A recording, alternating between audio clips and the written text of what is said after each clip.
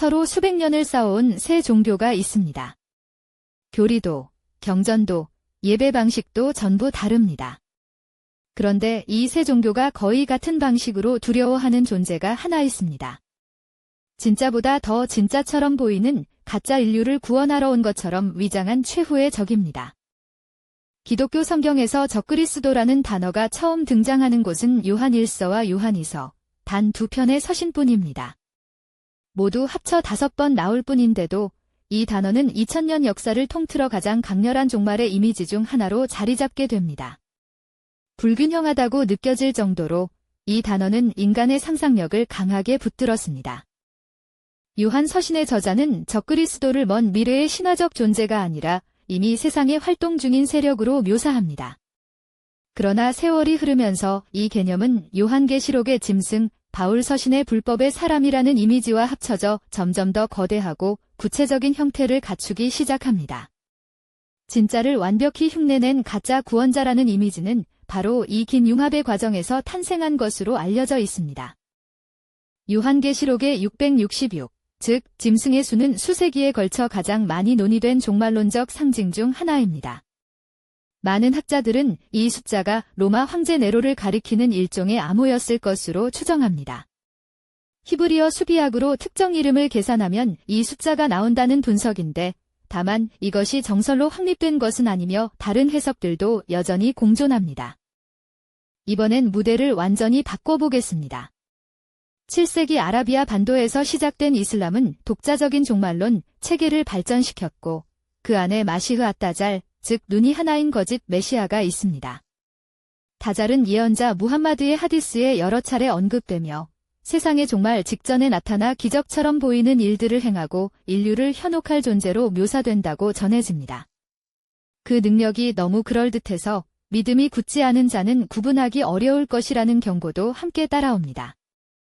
다잘에 관한 전승들은 신체적 묘사까지 구체적으로 담고 있는 것으로 알려져 있습니다.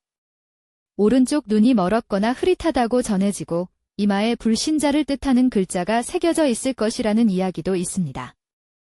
흥미로운 점은 이슬람 종말론에서 다잘에 맞서 싸우는 존재로 예수 지슬람에서는 이사라 불리는 가 등장한다는 사실입니다. 두 종교가 서로 다른 역할로 같은 인물을 공유하면서 얽혀 있는 것입니다.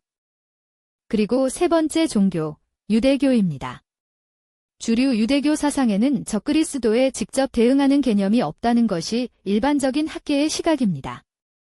그러나 중세 일부 유대교 묵시문학 전승에는 바르밀루스라는 인물이 등장합니다. 이스라엘을 박해하다 결국 메시아에게 패배하는 종말의 적대자로 그려진다고 알려져 있으며 일부 학자들은 이 개념이 로마 혹은 기독교 세계와의 접촉을 통해 형성됐을 가능성을 제기합니다. 여기서 한 발짝 물러나 질문을 던져봐야 합니다. 수천 년 동안 서로 다른 지역에서 서로 다른 언어로 발전한 세 종교가 왜 이토록 비슷한 개념을 품게 됐을까요? 공통 문화적 원천의 영향인지, 서로 간의 신학적 교류가 낳은 결과인지, 아니면 인류가 보편적으로 공유하는 어떤 두려움이 각자의 방식으로 표출된 것인지 학자들 사이에서는 지금도 다양한 해석이 경쟁하고 있습니다. 이 개념이 추상적인 신학으로만 남은 것은 아닙니다. 역사 속에서 수많은 실존 인물들이 적그리스도라는 낙인을 받았으며 그 첫 번째 후보로 가장 자주 거론되는 인물은 로마 황제 네로입니다. 기독교 공동체를 박해했던 그의 죽음 이후 그가 다시 돌아올 것이라는 소문이 퍼졌습니다. 부활한 네로라는 전설은 적그리스도 이미지가 실제 인물 위에 처음으로 강하게 투영된 사례 중 하나로 분석됩니다. 중세로 접어들면 이 투영은 더욱 빈번해집니다. 교황과 대립한 황제들, 이단으로 지목된 종파의 지도자들, 정복자들이 번갈아가며 그 이름을 달았습니다. 역사학자들은 적그리스도라는 낙인이 실제로는 정치적 도구로 기능했다는 점에 주목합니다. 적을 악마화하고 자신의 대의를 신성한 전쟁으로 격상시키는 언어적 무기로 사용됐다는 것입니다. 근현대로 오면 그 이름들은 더 익숙해집니다. 나폴레옹, 히틀러 그리고 냉전시대의 지도자들까지 이들이 실제로 저지른 일들과는 별개로 적그리스도의 이미지가 반복적으로 덧쓰여졌습니다. 이 패턴이 흥미로운 이유는 그것이 신앙의 깊이와 무관하게 일어났다는 점입니다. 극도의 공포와 혼란 앞에서 인간은 종말론적 언어로 세계를 이해하려 한다는 사실을 이 반복이 보여줍니다.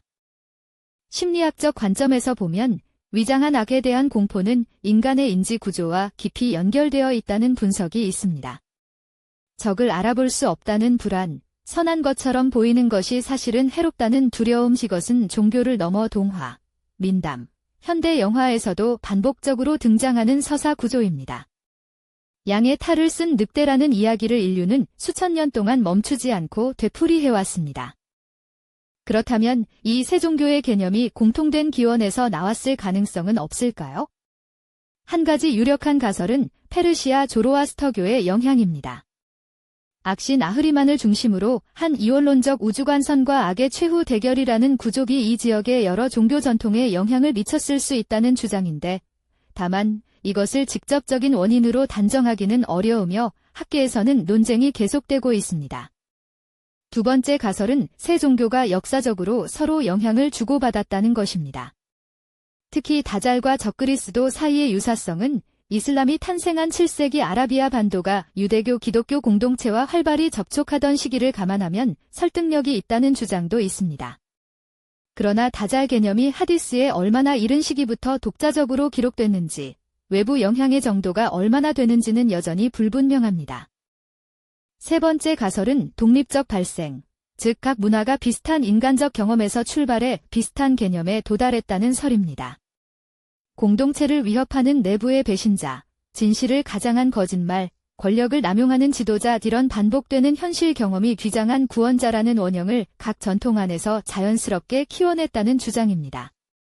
이 가설은 세 개념 사이의 세부적 차이를 잘 설명하지만 유사성이 이처럼 구체적이라면 완전한 독립적 발생으로 보기 어렵다는 반론도 만만치 않습니다. 어느 가설도 이 수수께끼를 완전히 해결하지 못합니다. 기원의 문제뿐만 아니라 왜 이 개념이 시대마다 다른 얼굴로 부활하는지도 설명하기 어렵습니다. 역사가 혼란에 빠질 때마다 인간은 그 혼란을 설명할 귀장한 적을 찾아냈고 그 탐색 자체가 무언가를 말해주고 있는지도 모릅니다. 한 가지 분명한 것은 적그리스도라는 개념이 단순한 종교적 상상물에 그치지 않았다는 점입니다. 그것은 수천 년에 걸쳐 실제 역사를 움직인 힘이었습니다. 그 이름 아래 전쟁이 정당화됐고 사람들이 박해받았고 사회 전체가 재편됐습니다. 개념의 기원이 무엇이든 그것이 불러일으킨 현실의 결과는 매우 구체적이었습니다. 어쩌면 이 개념이 지금까지도 사라지지 않는 이유는 그것이 신학이나 종말론이 아니라 우리 자신의 이야기이기 때문일지도 모릅니다. 구원자를 자처하지만 실제로는 파괴를 가져오는 존재에 대한 두려움, 그 두려움은 과거의 것이 아닙니다. 새 종교가 수천 년 전부터 던져온 그 질문은 오늘도 여전히 유효합니다. 우리는 진짜와 가짜를 어떻게 구별하는가?